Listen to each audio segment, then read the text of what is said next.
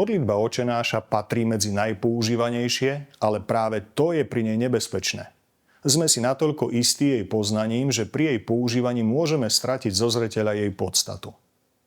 Denne sa modlíme: odpusť nám naše hriechy, lebo aj my odpúšťame každému svojmu dlžníkovi.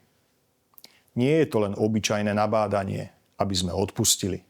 Je to vo forme podmienenia. Naše odpustenie nás opravňuje prosiť o Božie odpustenie. Modlitba Pána robí modlitbu za Božie odpustenie závislou od miery odpustenia, ktorý prejavujú tí, ktorí sa modlia. Ak neprejavujeme odpustenie tým, ktorí nás urážajú, potom je naša modlitba za Božie odpustenie klam.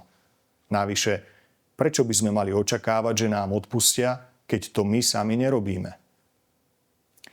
Je teda faktom, že odpúšťame ťažko.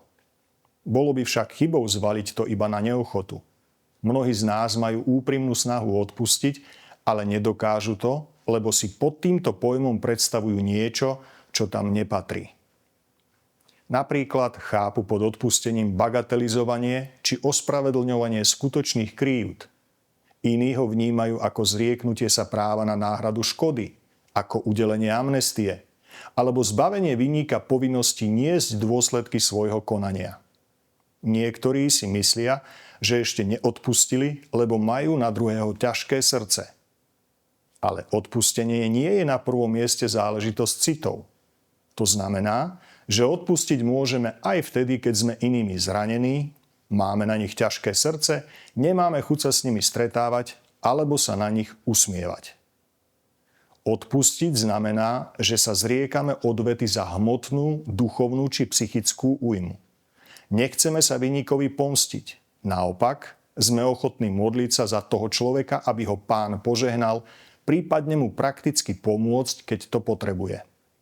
A do tretice, sme pripravení preukázať mu bežné znaky spoločenskej komunikácie. Pozdraviť, odzdraviť, baviť sa o bežných veciach. Dokonca je prípustné, aby sme na určitý čas prerušili aj takúto komunikáciu. Ale len vtedy, keď máme rozumné presvedčenie, že tomu druhému to pomôže pochopiť, ako veľmi ublížil. A tým ho vlastne priblížime k zmiereniu.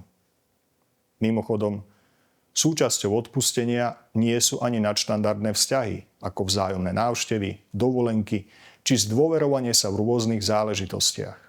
A náhradu škody môžeme žiadať aj po odpustení. Verím, že v tejto chvíli si mnohí uvedomili, že už dávno odpustili. Bohu vďaka.